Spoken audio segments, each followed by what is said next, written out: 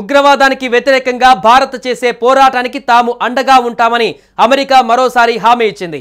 ఇప్పటికే పీఓకేలోని ఉగ్ర స్థావరాలపైన మెరుపు దాడులు నిర్వహించిన భారత్ పాకిస్తాన్ గుండె జారిపోయేలా చేసింది.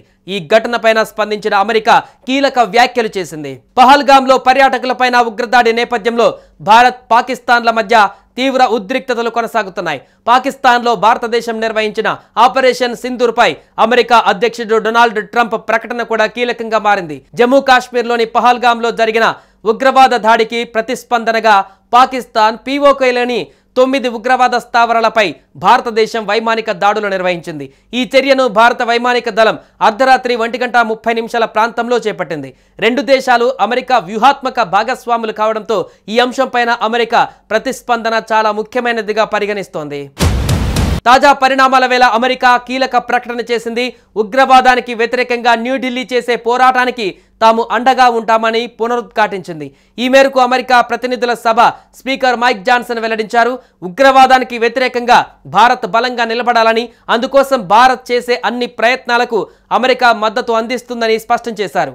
ఉగ్రవాదం పైన పోరాటం కోసం భారత్కు శక్తి వనరులతో సహకారం అందిస్తామని కీలక హామీ ఇచ్చారు స్పీకర్ మైక్ జాన్సన్.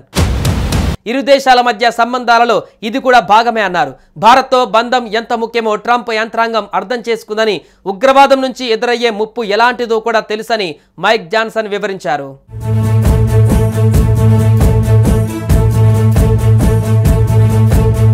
ఈ విషయంలో గతంలోనూ అగ్రరాజ్యం భారత్కు మద్దతుగా నిలిచిన సంగతి తెలిసిందే.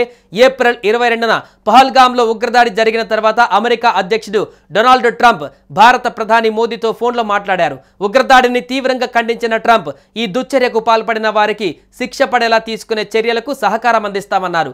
ఉగ్రవాద పోరులో ఇరు దేశాలు కలిసి పోరాడుతాయని అగ్రరాజ్యాధినేత తెలిపారు.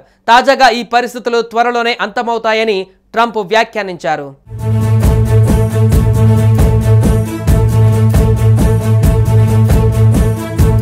పహల్గామ్ దాడికి పాల్పడిన వారిని కలలో కూడా ఊహించని విధంగా శిక్షిస్తామని ప్రధాని మోదీ హెచ్చరించిన నేపథ్యంలో ఆ దిశగా కేంద్రం కీలక నిర్ణయాలకు సిద్ధమవుతున్నట్లుగా సంకేతాలు కనిపిస్తున్నాయి. అన్ని రాష్ట్రాలలో యుద్ధ అప్రమత్తతకు కేంద్రం పిలుపునివ్వడం దీనికి బలాన్ని చేకూరుస్తోంది.